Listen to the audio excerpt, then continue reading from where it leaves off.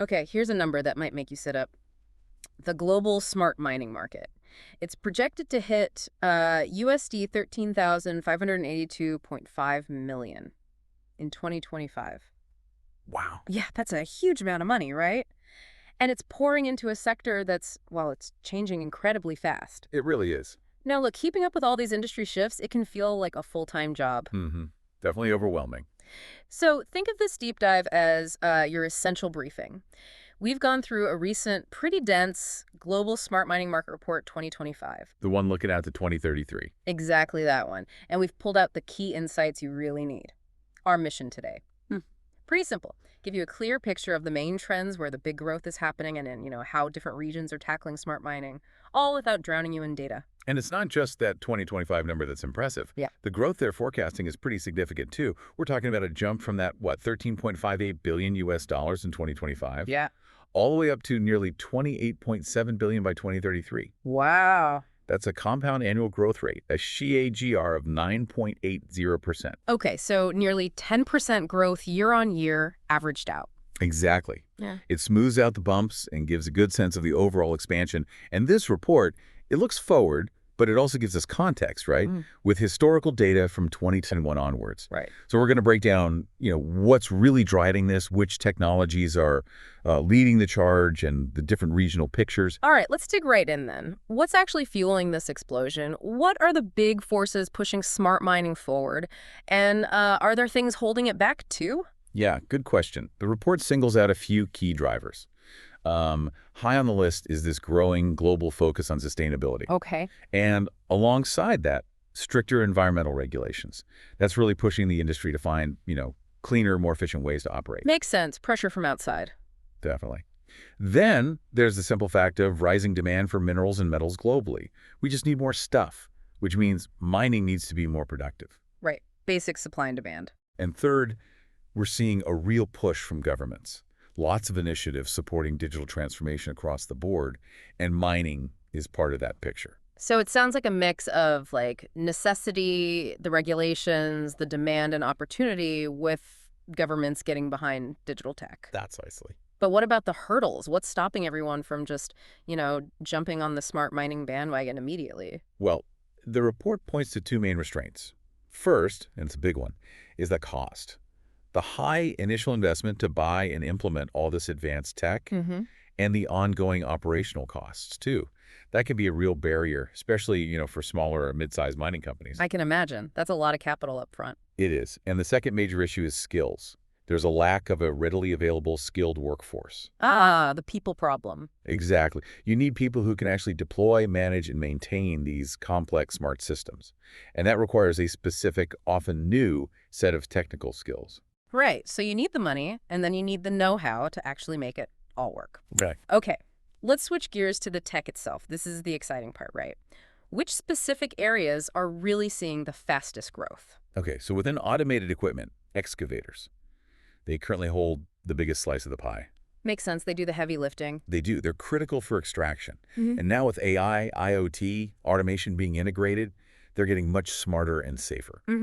However, the segment that's growing the fastest is robotic trucks, autonomous haul trucks. Ah, okay. The self-driving ones. Exactly.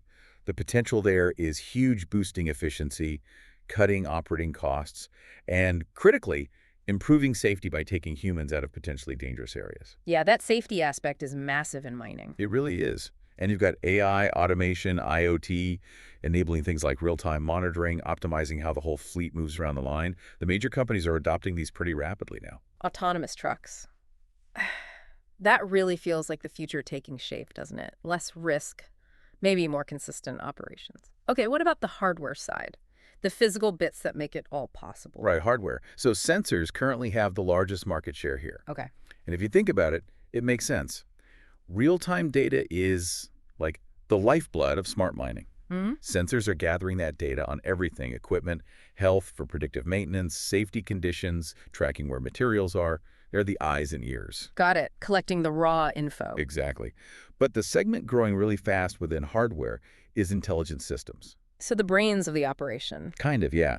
This is where the AI, the machine learning, the IoT platforms come in. They take all that sensor data and analyze it to actually optimize operations. Ah, This leads to better, faster decisions and, crucially, the ability to predict problems before they happen. So sensors gather, intelligent systems process and predict. right, okay. Turning data into actual usable insights. That makes sense. What about the software layer? Managing all this data and the operations.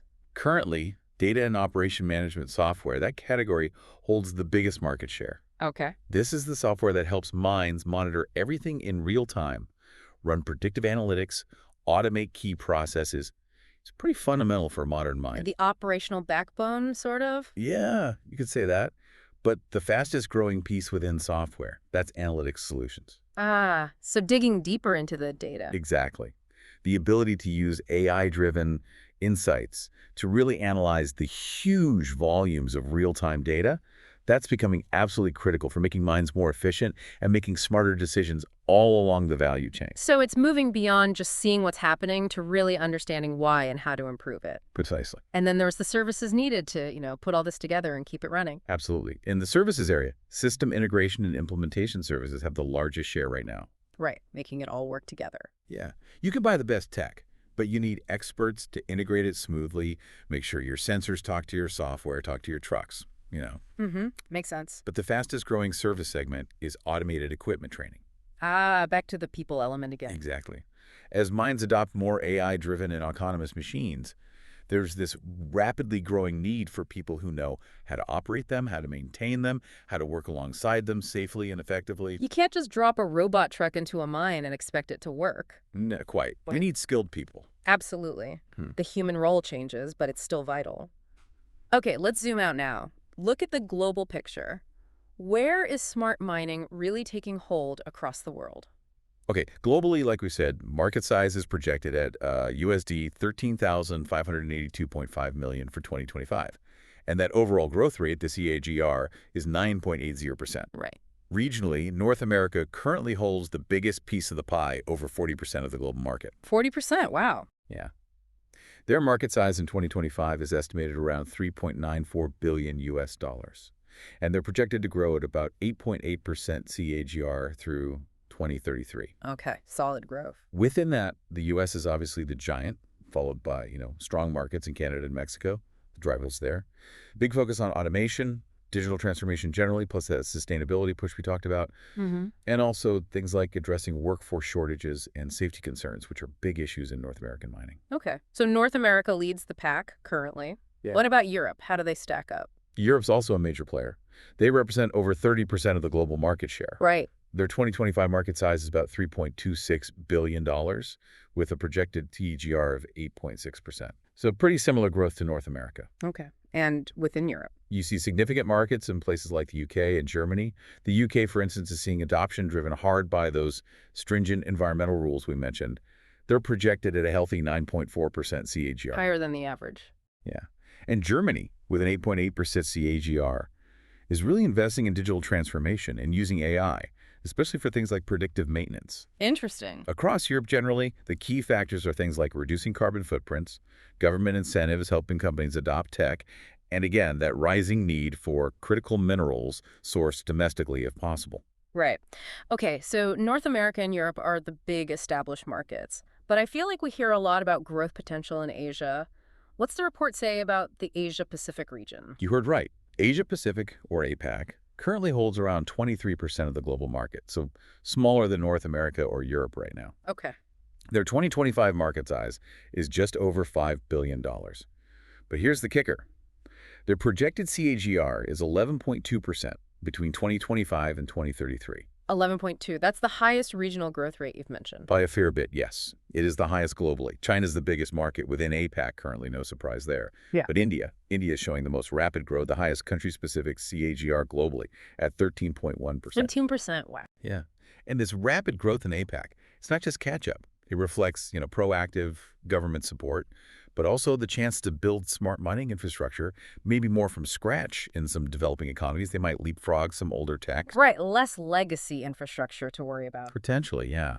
And you see strong adoption, too, in Japan, South Korea, Australia, Singapore, Taiwan, The drivers there, it's a potent mix. Huge demand for minerals from rapid industrialization, strong government backing for going digital, tougher safety and environmental rules coming in, plus really significant investments in the underlying tech like 5G networks and cloud analytics infrastructure needed to make it all work. And a focus on sustainable practices, too. Wow. Okay, so APAC isn't just joining the party. They look set to really drive future growth. What about the other regions, South America, the Middle East, Africa? How do they fit in? Let's break them down. South America, they account for just over 5% of the global market. Their 2025 size is around $516 million, but with a strong SAB-GR of 10.5%. Still double-digit growth. Yep. Key markets are Brazil and Argentina. Brazil, for example, is really focusing on using smart tech to boost environmental sustainability in its mining. Interesting angle there. Middle East? Middle East is smaller, around 2% of the global market, about $543 million in 2025, with a 10.1% CGR. Saudi Arabia and the UAE are leading there, largely driven by government pushes for digital transformation and diversifying their economies beyond oil and gas. Right, makes sense. And Africa? Africa currently has the smallest share, around 1%, about $299 million in 2025, and it also has the lowest projected CAGR at 7.8%. Okay. Still growing, but slower. Slower, yeah. South Africa and Nigeria are the biggest markets there. The drivers are increasing mineral demand, definitely, and needing automation for efficiency and safety, especially given some challenging operating conditions. Rising labor costs play a role, too. So a real mix of drivers and growth speeds across the globe. It's fascinating how different regional priorities shape things. Now, the report also mentioned the companies involved, the competitive landscape. It did, yeah. It describes the market as highly competitive. You've got the big established industry giants, your Caterpillars, your Komatsus, ABBs, Hexagons, actively pushing tech forward, forming strategic partnerships. The usual suspects. Right. But interestingly, there's also a growing wave of innovative startups coming in with really specialized solutions. The disruptors. Maybe.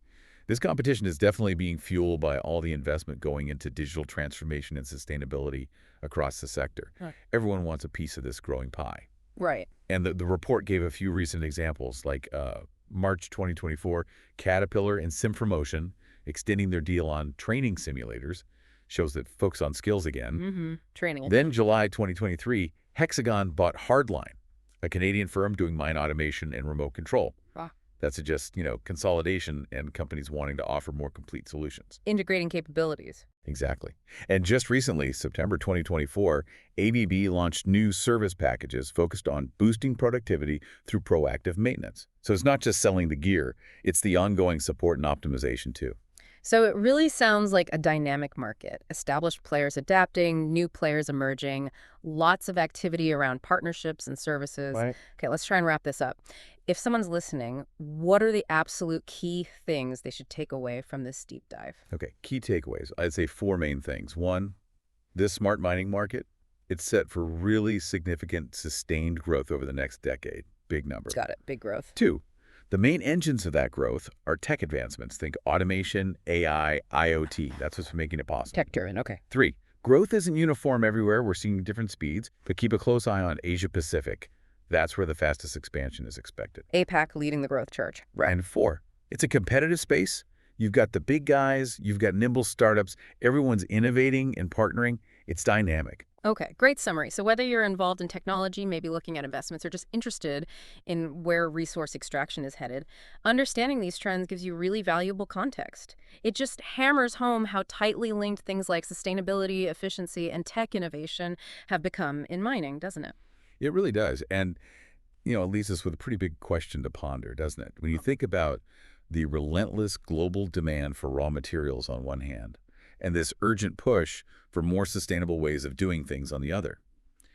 How might this ongoing evolution of smart mining tech fundamentally reshape things? Not just the mining industry itself, but maybe the broader supply chains we all rely on. And maybe even the ultimate environmental footprint of digging resources out of the ground in the decades ahead. That's a powerful thought to end on. How deep will these changes really go? Something for all of us to think about.